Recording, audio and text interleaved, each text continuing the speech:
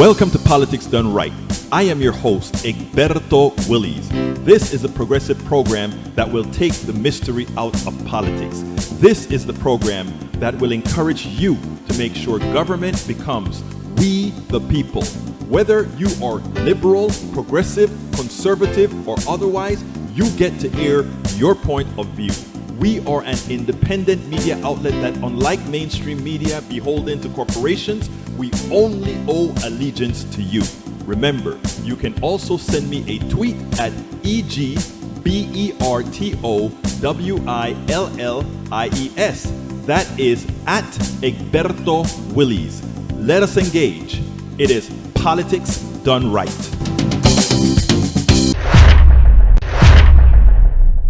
Well, folks, welcome to one more edition of Politics and Run. I'm Egberto Willies, your host. Thank you so kindly for being a part of the show. We're going to have a great show for you today. Title of the show today, let's get busy. It is our capitalism, not just COVID, is killing the world. Got to let you see a report that somebody wrote up on another report in Common Dreams. I read it, and all I could say is, my God, my God, my God. We don't care. We don't care. So people die. We have to figure out first how to make a buck before we save a life. Again, we got to figure out how to make a buck before we save a life. But then again, we so much revere life. There's so much about us that just loves life. Anyhow, second topic, we have Manchin threatens AOC and progressives. And it kind of was in a subtle way. And I'm going to show you guys in a little bit the way that subtle little tick mess with me, and you see what happens. And then, of course, we have Senator Susan Collins trying to redeem herself, maybe. Who knows? Trying to tell the truth for what maybe is coming to the future. Who knows? But she had a word for el past presidente, el negativo 45, negative president 45. All right, folks, let's go ahead and get busy and start this thing up. Of course, Rudnin has his messages. Let's see what we got. First of all, welcome aboard Yvette Avery Herod, our union specialist, union expert, the activist that's protecting the workers of America. Of course, we've got AVQ, a.k.a. Michael Rudnin, Nanette Bird Smith. And we'll see more folks come into the room as the links show. We got Rose Williams. Hi, everyone, folks. Check out Rose's article at egbertowillies.com. She just wrote a recent article on the environment. I think, like I said, the show belongs to you all, and I like the idea of making sure that if you have something you want to put out there, let's get it in your name out there to show that you're an activist doing what needs to be done. Here we go. Let me put it on the screen. Here is Rose Williams' latest article titled Truth Report for the Day. Truth Report for the Day. Harsh facts about climate change that we would prefer to ignore. Check it out. I'll put the link in the feed so that all of you guys can read one of our PDR Posse's article. Check it out, folks. Please check it out. And drop a couple of lines under her and tell her how much you love it, you agree with it, all that good stuff. Thank you, Rose, for that article. Let's continue moving on con el show. Let's see. Let's keep on with the show. All right, let's go. Michael Rudnin says, Egberto, multiple posts all on single topic. The rent moratorium expiring. Can't let this go away after the usual 2-week news cycle. Will make sure at least one of my posts every day for the next 2 months is on the topic. If you would remember, Senor Rudnin and I, when I really gave it to the reporters in the White House in the room, the one thing I said is, I am tired of the silly questions. I'm tired of these guys asking questions that don't help the average American citizen. And like so many have said, this rent crisis, the mortgage crisis that is going to afflict 7 to 16 million people, it's been known for a while, and there were rarely any questions, if any, about that at these White House briefings. And I kept on bringing it up. Their last questions that, do you think it was a mistake for you to say, take your mask off? What do you say? Do you think, I mean, silly questions. In fact, I wrote another article about the reporters and their silly questions today again. So you may want to check that out. So I'm with you, my brother. All right.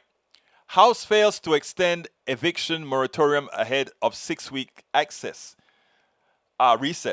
The measure was rejected by Republicans. The people will have to suffer for 6 weeks due to Democrats' inability to predict this obvious outcome. Unless if they do something promptly upon their return, they're going to be blamed in 2022. Let's get it clear. That's not the issue, really. The issue is that they don't have the votes. Every Democrat isn't a Democrat that you may think. Every Democrat doesn't see things the way a passionate, humane, progressive will or does. We have to remember that. So when we have Congresswoman Cori Bush sleeping on the decks with Ilhan Omar and Ayanna Pressley sleeping on the steps of the Capitol to make their point, we understand what it is like to be homeless. We understand what it is going to be like, the pressure that you feel not having a home. We understand it. Why not pass the laws to fix this? Well, there are some guys who don't like it. They figure, it's going to affect the person who owns the mortgage, right? But that's not the deal. That is not the reason, people.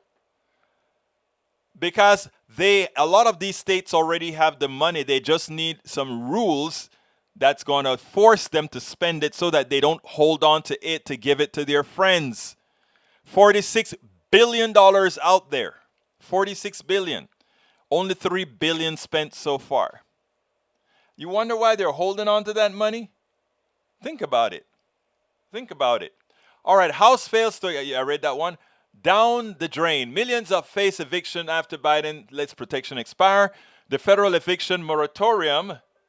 The federal eviction moratorium. I'm missing something here. The federal eviction moratorium in place since September is set to expire Saturday after the Biden administration refused to extend it and Democrats in Congress couldn't muster the votes. So you did get it. They couldn't muster the votes. And what Alexandria and all these people wanted to do is force the vote so that they could get the count, and you can see who are the ones that are actually against doing what is right. What is right. All right, million risk eviction moratorium. Did I read that one already? All right. With federal moratorium expiring, states and localities must step in. Whenever this problem goes to the states and cities, with only a handful of exceptions, they invariably fail to protect the poor. And that is what I am saying. You're absolutely right. They get all this free cash, and then they think, oh, what can I do with this free cash? What am I able to do with this free cash? And that's how they see it, you know. They see it as free cash. Free cash. That's what it's all about. That's what it's all about. Okay, so let's see. Other item. New York renters have 1 month respite after Biden and Congress failed to extend pandemic eviction ban. And then we have Congress approves $2.1 billion emergency funding bill for Capitol Police, eviction, homeless restoration, crime revolution. If we have another Great Depression, it won't end well. Congress sees what's coming, and they're choosing. Congress Cori Bush sleeps outside the Capitol, and protests end of eviction freeze. I know what it's like, she said. All right, before I continue with the comments, let me go ahead and give you our first video. I want you guys to see Joe Manchin, how he no, I tell you what. Let's do the one with let's do the one with where Susan Collins throw the president under the bus. Let's check this out. Eric says the questions are silly to you. Why? Okay, I'm going to play the press the press briefing today. I want you to listen to it, then I'm going to interpret some stuff in there for it. Check this out. Karine, the president said for the early months of this administration that those who were vaccinated and wearing masks and doing all those steps could look toward the 4th of July as that independence opportunity.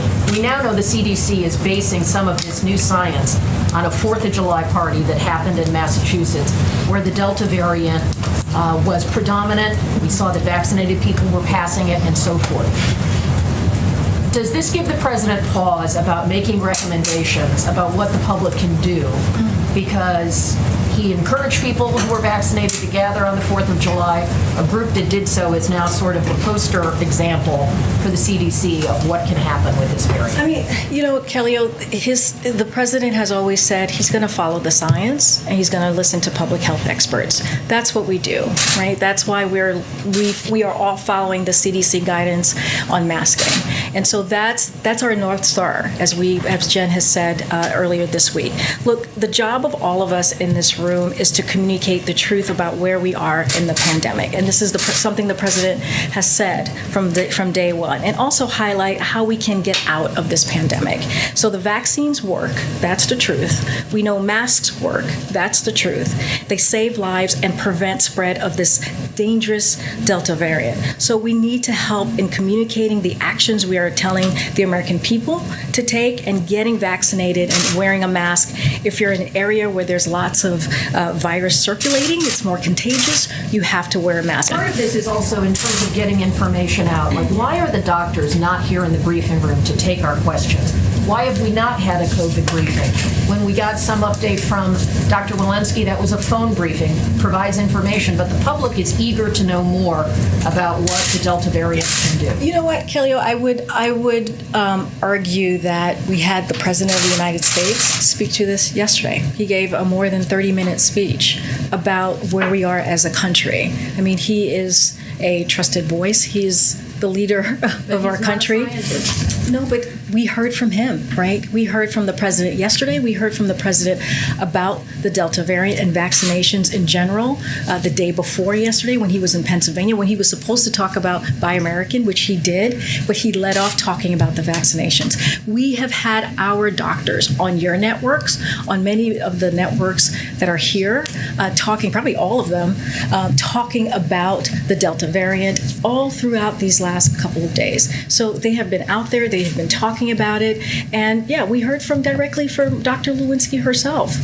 So this is something that we're going to continue to do. We're going to continue to make sure that we communicate directly with the American people and also work hand in hand with local governments and state governments as well. It's the Delta variant. I mean, that's what they are telling us. I laid out I laid out how contagious it was, and I laid out why we needed to act on the Delta variant. I laid out but a lot of why the answers we get is because they say so without a lot of. Well, they're the experts. It's not just they. These are scientists. These are experts. I just said that. Hold on one second. I just said that Dr. Lewinsky said just recently in her 20-year career she had never seen a variant that was so contagious. So this is 20 years of her career. So this is absolutely a major problem that we are trying to deal with. That's why we heard from the president yesterday. That's why we keep talking about people need to get vaccinated. So that is the way that we're trying to move in this administration, making sure that we are protecting people here, making sure that we're dealing with this pandemic in a way that is effective, and that's how we're going to move forward. All right, let me qualify a few things. Earlier on, this same batch of reporters were saying, why get a vaccine? Why aren't you telling people after they get a vaccine, you can go out there and mingle without a mask on? Aren't you discouraging them by saying if you have a vaccine, you need to wear a mask? That is what these reporters were saying. Now, these reporters are saying, wait a minute. Do you regret telling us to go out there and without a mask on after and creating the possibility of spread? Do you regret that? And it's like, no, we've been just telling you about the science. And that's what Karine kept saying. We've been telling you about the science for a long time now. Then the reporter comes and she says, and by the way, do you think we should have more doctors here at the podium? Well, our doctors were on ABC, CBS, NBC, MSNBC, all over, taking questions from your reporters, answering them. So we've been out there, and the president spent 30 minutes yesterday and a few more other times. But most importantly, the last person, if you notice what the last person said, Corinne looks at the last person and says, the expert says, and she says, well, just because they say so? Well, you're asking to get the doctors, the experts, to be on podium to tell you. And now that I tell you the experts say, you say, why should we take it? Because they say so? This is the most dysfunctional news media I have seen. I don't want to say in decades, but what has happened is that the Fox News methodology has infected the mainstream media because they are terrible, and they're not only terrible, but they do not manifest any sort of critical thinking. Yesterday we went through the simple thing about the virus. The virus has mutated. Things are going to change because it has mutated, and it has mutated because you folks won't listen to us, wear the damn mask, and get a vaccine. I love you, but do it, please. Because the next mutation may be the one that actually defeats the drug, defeats the vaccine. This is not rocket science, people. My brothers and sisters, with love, it's not rocket science at all. It's not rocket science. Well, folks, as you can see, I actually played the one with the reporters, but that's not the one I want to play, but I'll play the other one in a little bit. But anyhow, welcome Nanette Bird-Smith, Eric Hayes. How long did the spike last in other parts of the world? And has it come down? And actually in England, they're studying how comes the hospitalization has gone down or stayed steady, even with the increase with the coronavirus, the Delta version. AVQ, let's see results. A lot of conservative viewers are gonna die in ignorance. Well, I hate to say this, right? Because it's a wrong thing to say. But anybody wants to dispute survival of the fittest and that kind of a stuff, we'll get the results here. Now, society is supposed to mitigate survival of the fittest. We shouldn't have to say, unless you grow certain parts of your body, we can't do X, Y, Z. We shouldn't have to do that. But anyhow. All right, let's see. Macaronin says, this remains counterintuitive to some people' idea of disease spread, asymptomatic spread. They don't get it. It just means you don't feel that anything is wrong with you. Definitely wrong with you. And what's wrong with you, you can actually spread. Something that we should all know. Okay, Peggy Lopez, welcome aboard. The reporters seem to be purposeful in their representation of their ignorance of understanding about COVID and the Delta variant and how they continue to infect and kill Americans. I think, Lopez, the biggest problem is they're trying to be Fox News because it's more entertainment than news.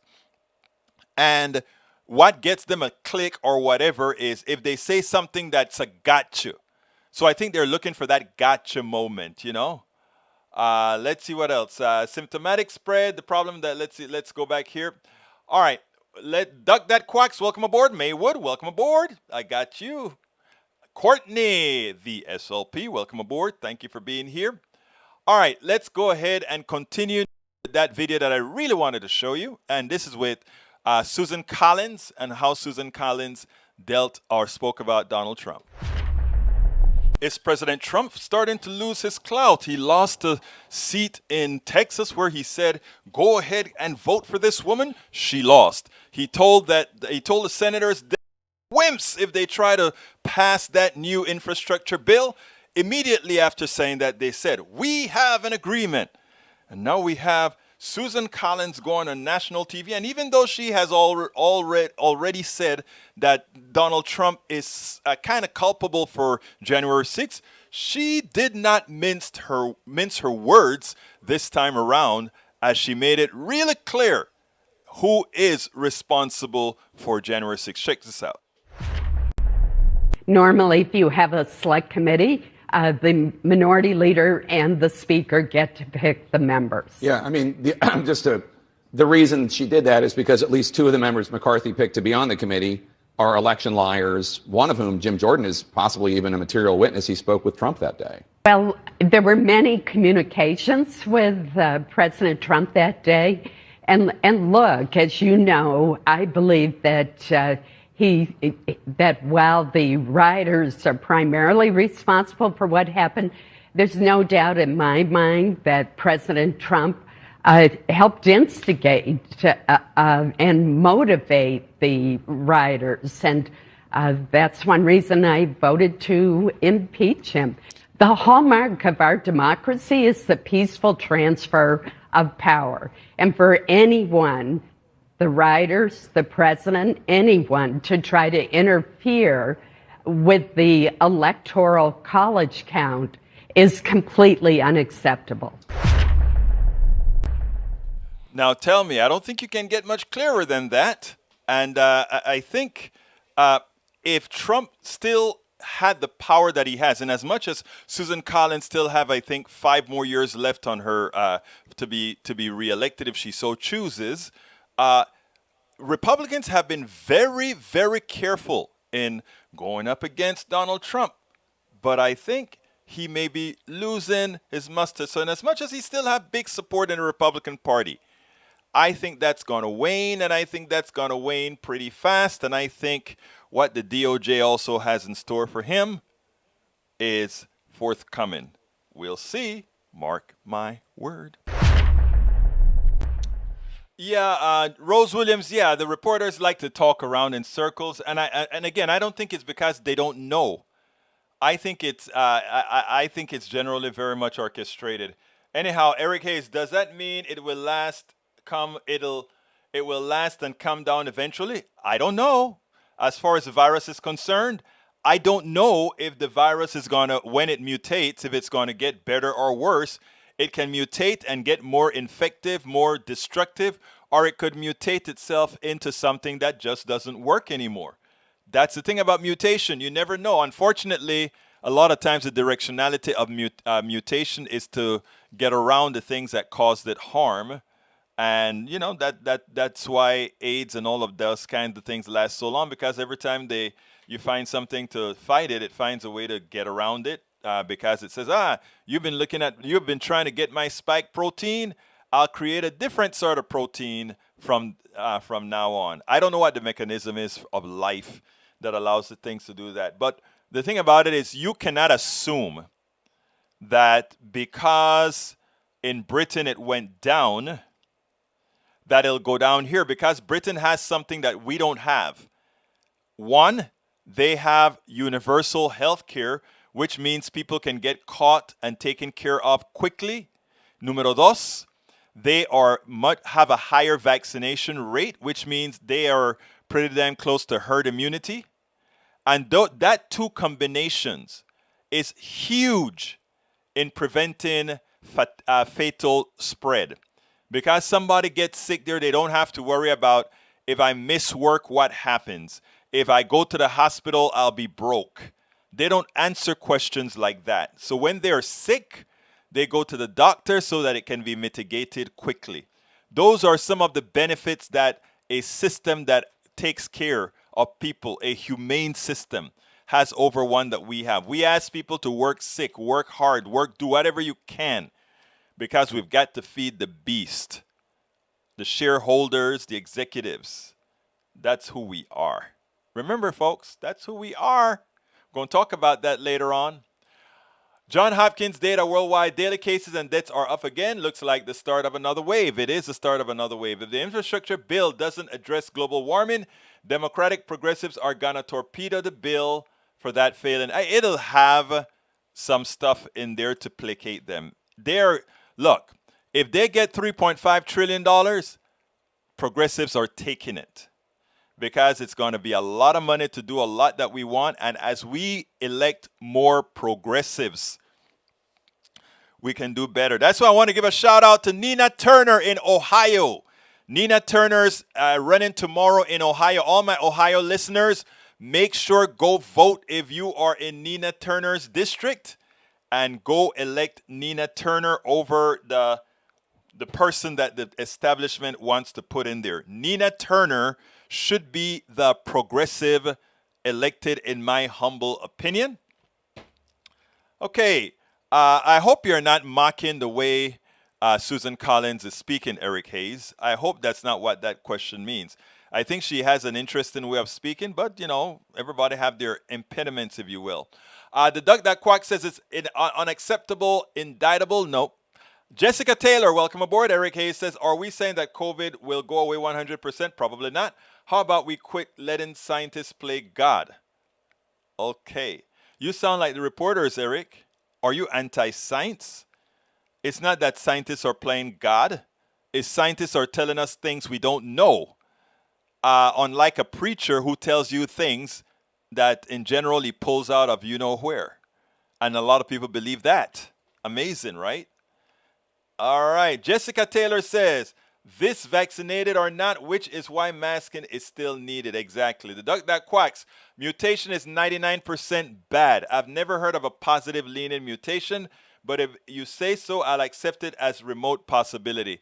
It's not about positive or not, right? Let me give an example. Something could mutate to defeat a drug that it's fighting, and that mutation, while it defeats the drug, could also make it less fatal to the other systems within your body. That's how these things generally go. They defeat what is there to defeat them, but in doing that, they could become less lethal.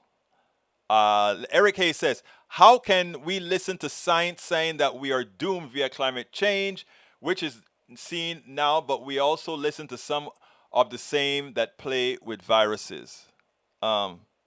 I don't get that. Jessica Taylor, welcome. Let's see, says, I don't think it'll go away until ages from now, but I do believe vaccination and masking halts the spread.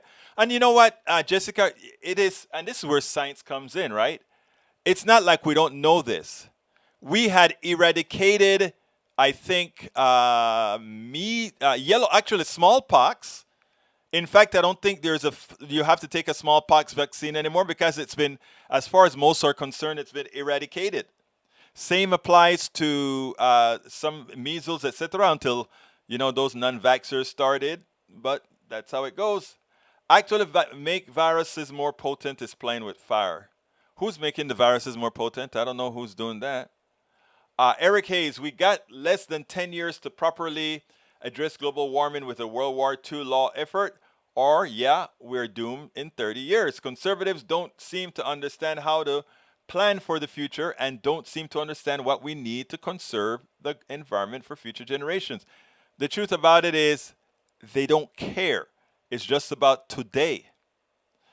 Gain of function. That is, again, what did I tell you guys about continuously listening to right-wing media? Gain of function was a paper that was, was contained within a paper that was debunked, according to what the lab what's the name of the town where the virus originated? All right. Okay, let's go ahead and do my little, let's go ahead and play the last video, and then we'll go ahead and start talking about the capitalism piece. So let's go ahead and talk about Joe Manchin's threat to AOC and progressives. Check this out. Did Joe Manchin just do what I think he did? I think he just threatened not only AOC, but the progressive caucus.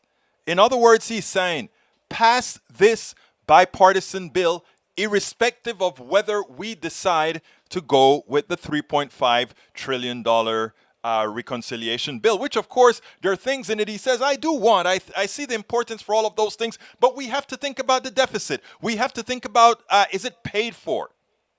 I mean, we never talk about whether it's paid for corporations. We never, if it's paid for the rich, the wealthy. It's time for them to do their part. I want you to listen to this, and then let's take it on the other side. First test is whether Republicans and Democrats can work together. Sure. It seems like the second test of democracy is this three-legged race you're in with House liberals, which is, can Democrats agree that this other budget bill is not linked to infrastructure, or can Joe Manchin sign on to a budget reconciliation that Bernie Sanders also agrees with? Well, it's all about compromise. That's what this has been a compromise. We've been working on this for 6 weeks. And we finally come down to the last day or the last hour to get it finished. It takes compromise. You have to trust each other. You have to work. I respect my colleagues who believe something a lot different than I do, and I'm willing to listen and learn. And if we can find that compromise, we'll find it. Alexandria Ocasio-Cortez, leader of one of the leaders of the progressive movement in the House, has said she's got 10 progressives who will block infrastructure unless you over in the Senate pass this budget bill. Well, sometimes maybe you'll have 15 or 20 Republicans that will see a good bill. Maybe there might be 100 Republicans in the House that says, my God, I like this. Guess what? It takes care of my transportation. It's the greatest jobs bill we've ever had. It runs for 5 to 10 years. It gives you total growth each year to try to stimulate the economy. So, you know what?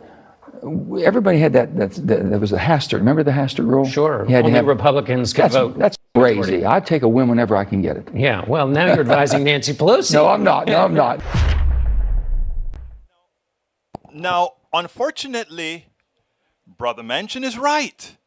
I think that bipartisan bill had enough giveaways. We don't know exactly what's in there, but we know there is some privatization. We know there are some things like toll roads and all of that gives business their input into infrastructure, something that should be done solely by the government, something that we should be doing so that we don't charge people a double taxation to use the roads, etc., etc., etc. So we know that those are probably nitpicks in there. And don't be surprised if, in fact, a lot of House Republicans cover any particular progressive that doesn't want this bill. So the reality is there is a possibility that having this bipartisan bill out there, that if Nancy Pelosi goes against her word that says no vote unless we have 2 bills, if she ever goes against her word and brings that up to the floor in the House, there's a good possibility it passes and it leaves progressives with a reconciliation bill that is nowhere where it's needed. I want to point out something that is important, because every time progressives are asked, take one for the team, this is better than nothing. Better than nothing always mean the upper middle class, the upper classes are always taken care of, and we take one so that a few crumbs will fall. But ultimately, whoever takes one for the poor, whoever takes one for the real middle class, whoever takes one for the working class, it is important for us to illustrate this to the working class en masse, for them to understand that taking one, something that is better than nothing, something that ensures the enrichment of the upper class and the upper middle class, we have to take hold and get the messaging out to these folks and let them understand that at some point you have to hold the line, and in holding that line, ensure that once and for all, the poor and the middle class are taken care of. After all, this economy is an economy that they built. Okay, Jessica Taylor says, Pelosi went home too, not one fist bump for the people. Elitist for sure. Michael Rudnan says, F better than nothing. When Democrats say it's better than nothing, it makes me want to destroy the Democratic Party. What the progressives are going to do is they're not going to tell. And again, the progressive, rather, the establishment knows that as well. Because at this point, $3.5 trillion, it better have the stuff in there that we're talking about.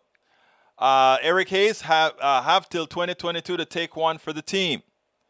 You know something, Eric, I'd like you to tell me, for those, I mean, I think you kind of lean to the politicians on the right.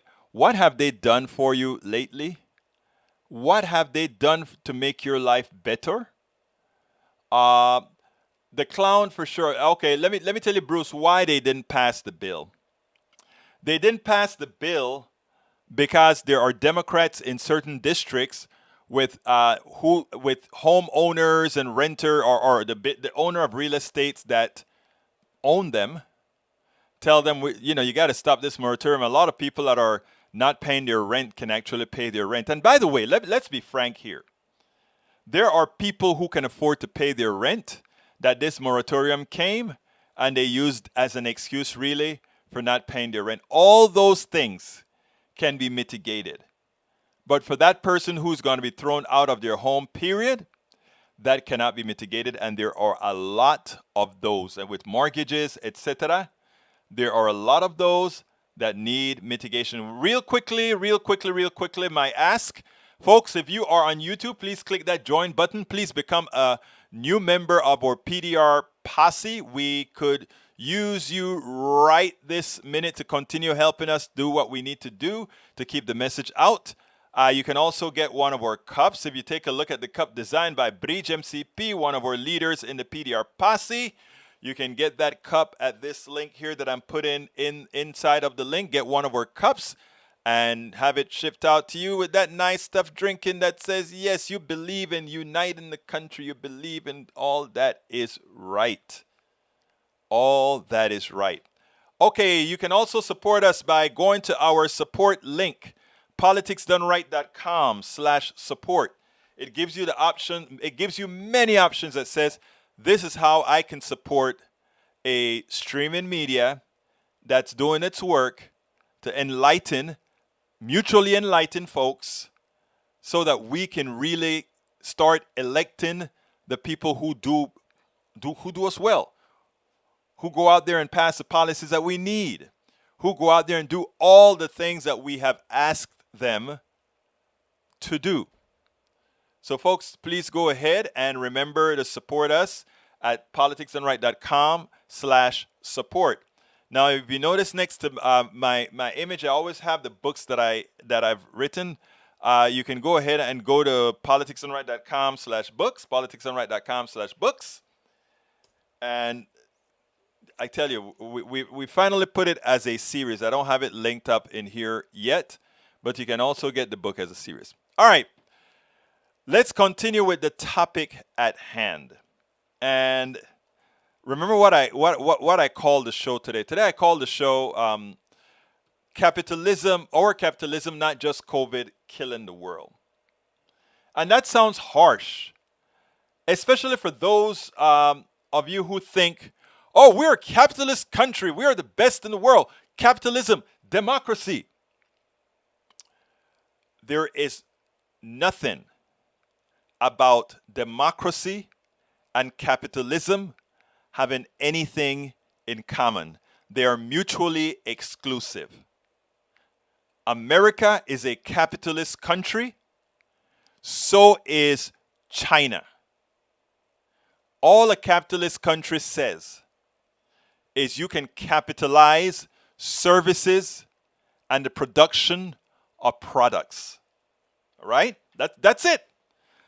They define it as the most efficient use of resources. In fact, they say capitalism is the most efficient distributor and use. There's a particular definition for capitalism, but in effect, that's what they're saying. It's the most efficient use and distribution of food. In fact, let me go ahead and look up define capitalism, because that is one of the tenets they like to use. And I'm going to prove that it's completely wrong. An economic and political system in which the trade industry are controlled by private owner for profit rather than by the state. And that's a lie, because China is a capitalist country and a lot of the state own the stocks. The major part of capitalism, capitalizing corporations, capitalizing services, and they own it. But I used to have that definition at the tip of my tongue. The capitalism is the efficient use of. I want to get it right, because if I don't get it right, it's going to mess with my narrative. Let's see, efficient allocate. That's what I wanted to get. Allocation. All right. Capitalism, the efficient allocation of resources. Now, how can we prove that false right away? Let's look at the pandemic. The efficient allocation of resources would have said the following. We have a pandemic. It's created by a virus that is easily spread throughout the world. And given that in our capitalist system, we manufacture throughout the world, we ship from throughout the world, that if we create a vaccine or a way to cure that problem throughout the world, we would efficiently make sure that vaccine could get to every corner of the world to mitigate that virus so that production throughout the world can continue efficiently. Market-driven capitalism is what they call it. Efficient allocation and distribution of resources. But here is the title of this thing here, all right? Big pharma monopolists make cost of global vaccination against COVID-19 5 times costlier than needed. And I want to get down to a part of this stuff to show you how we are all ripped off.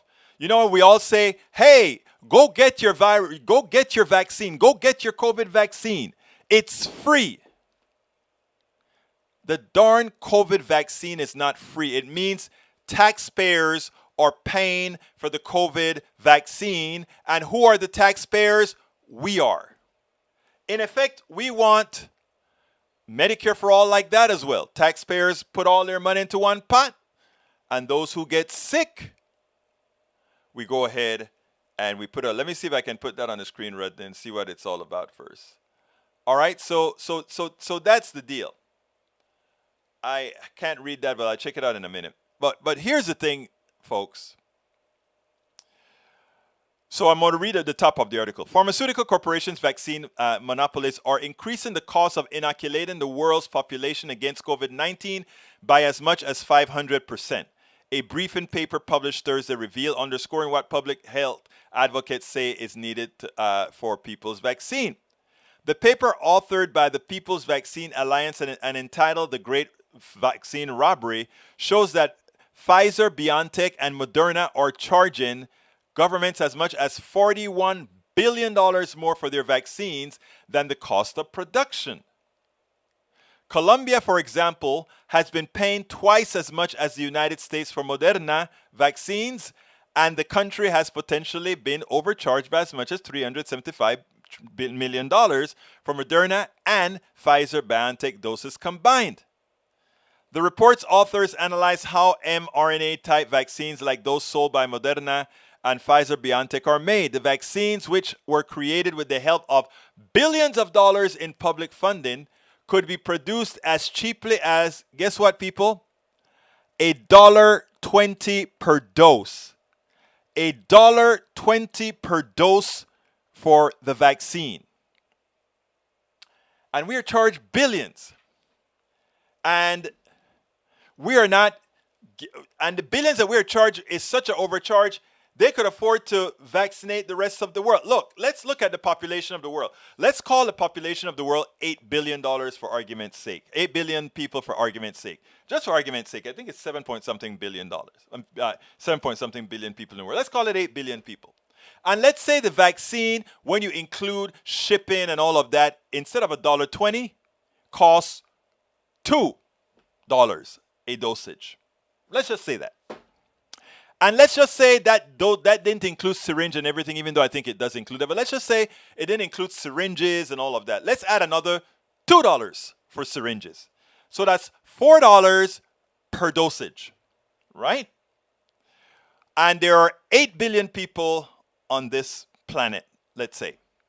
We could vaccinate every single person with one vaccine for $32 billion, for 2 vaccines, $64 billion, for the United States budget, in other words, chump change.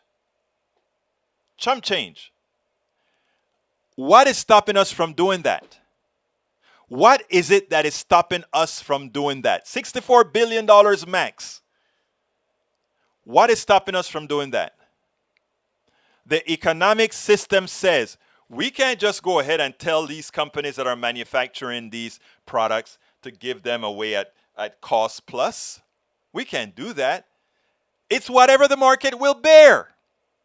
whatever the rich countries are willing to spend to stay alive, and if they don't spend it, they'll die.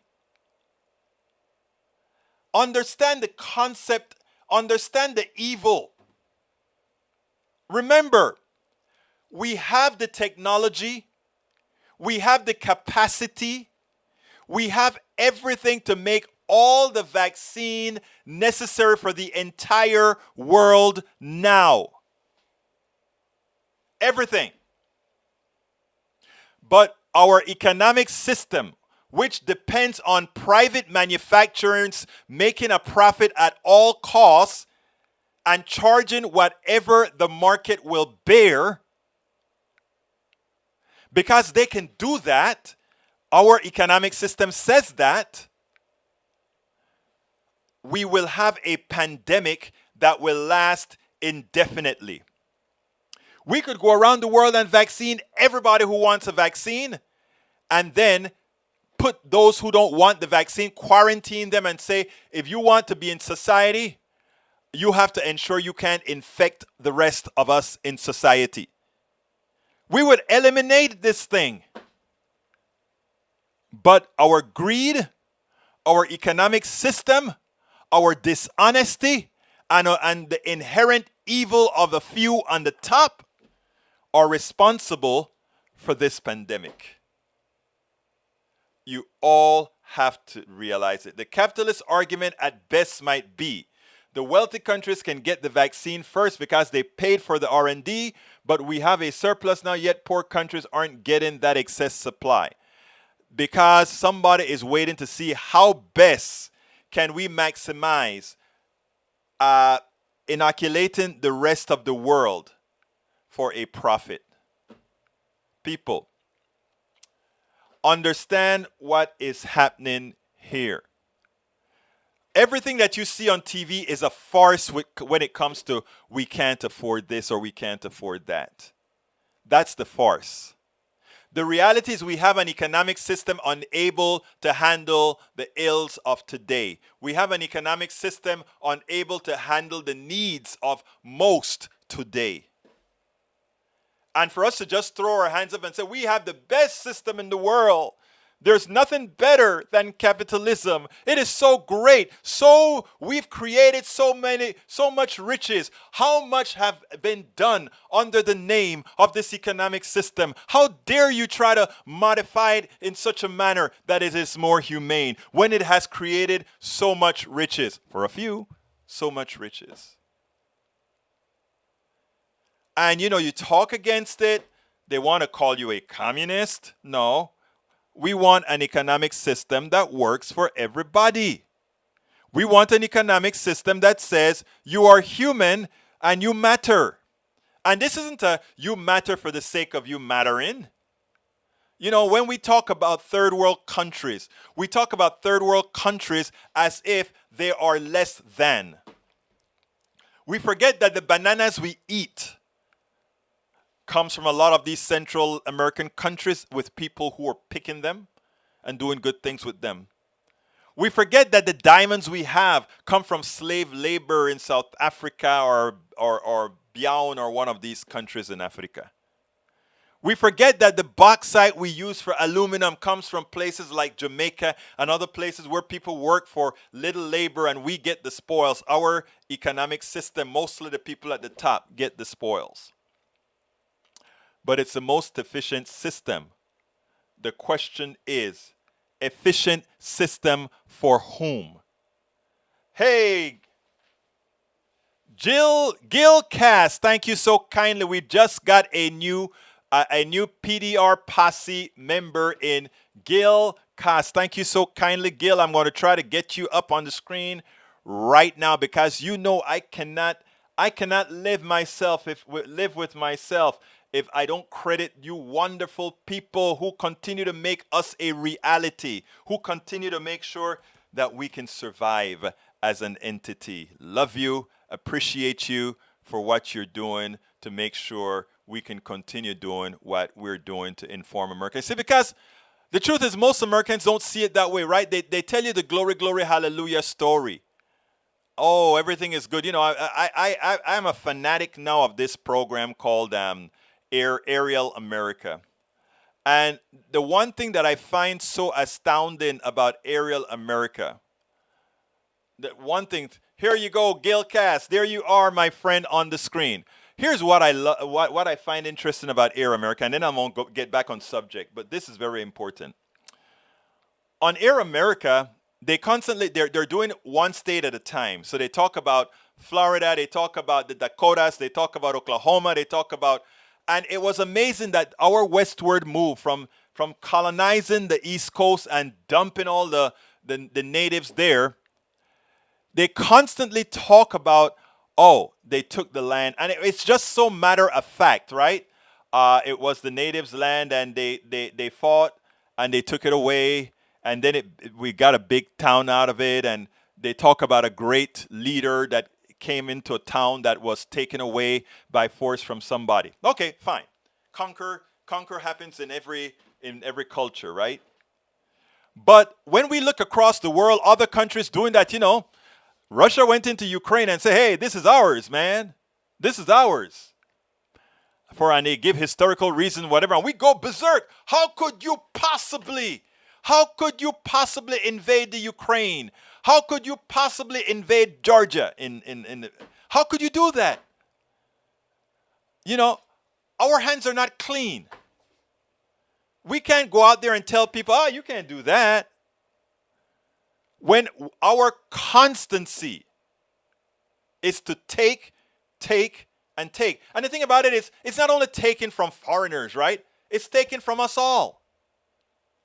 Every person that is listening to me right now, every human being, every Republican listening to me right now, every Democrat listening to me right now, every independent listening to me right now, every American listening to me right now.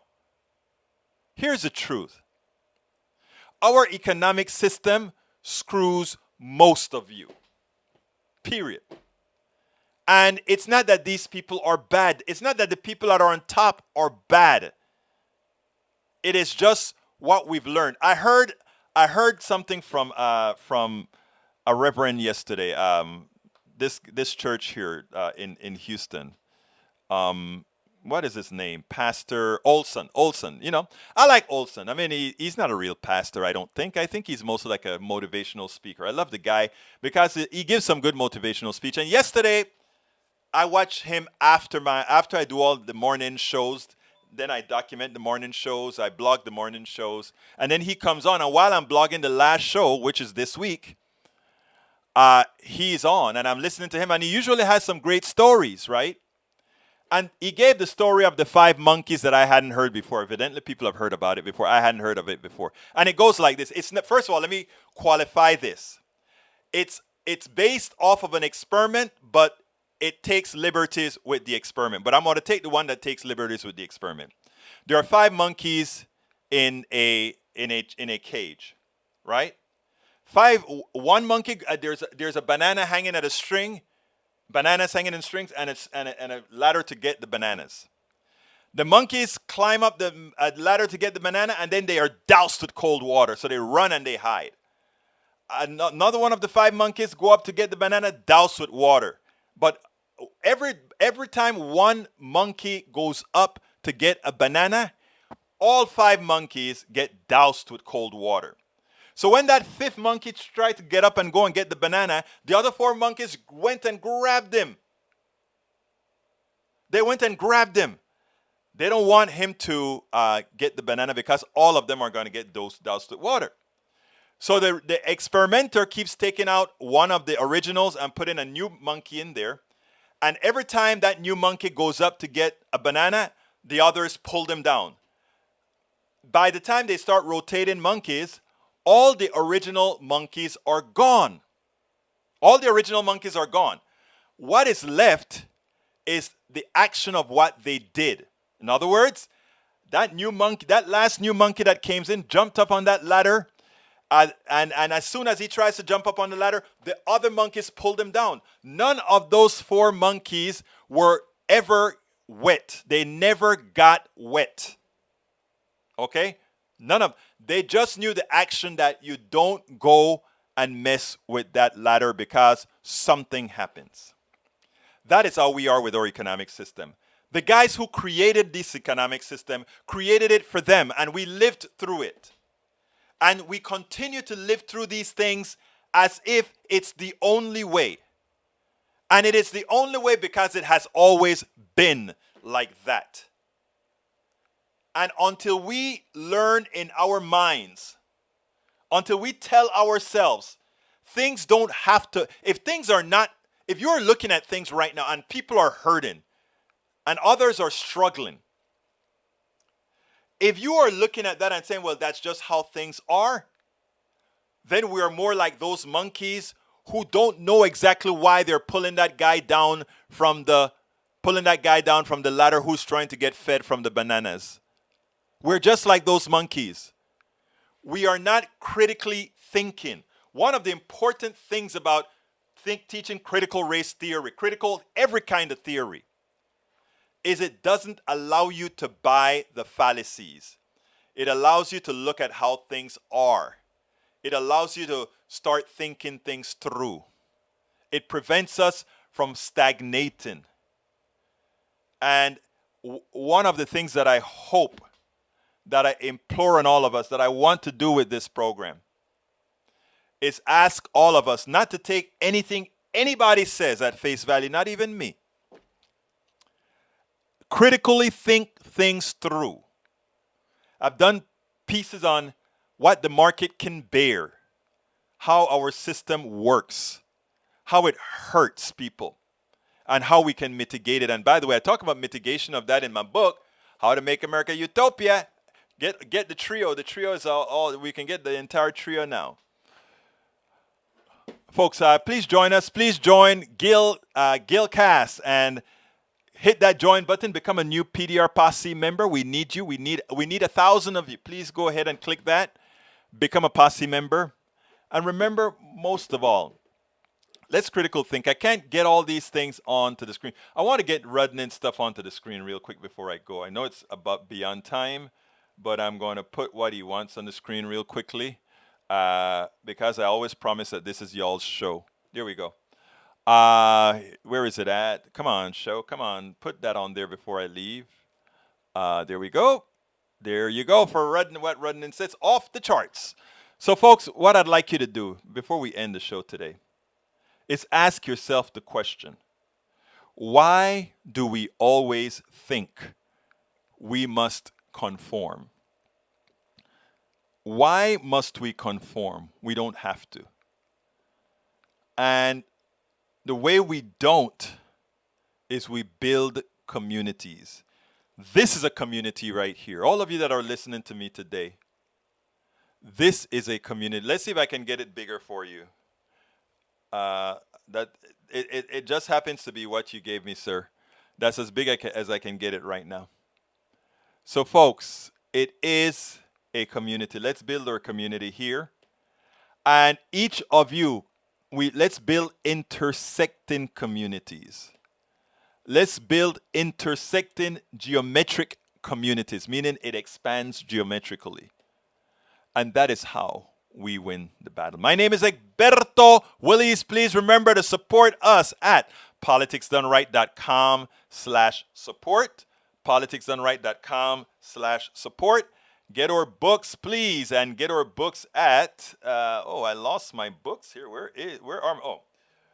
Get our books at politicsdoneright.com/books. politicsdoneright.com/books. Get our support at politicsdoneright.com/support.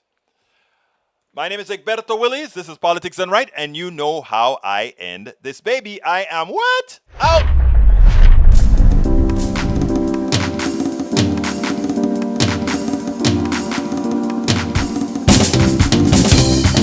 Welcome to Politics Done Right. I am your host. Egberto Willies. This is a progressive program that will take the mystery out of politics. This is the program that will encourage you to make sure government becomes the people. Whether you are liberal, progressive, conservative, or otherwise, you get your point. We are an independent media outlet that, unlike mainstream media beholden to corporations, we only allegiance. Remember, you can also send me a tweet at a tweet at EGBERTOWILLIES. That is Egberto. Let us engage. It is politics done right.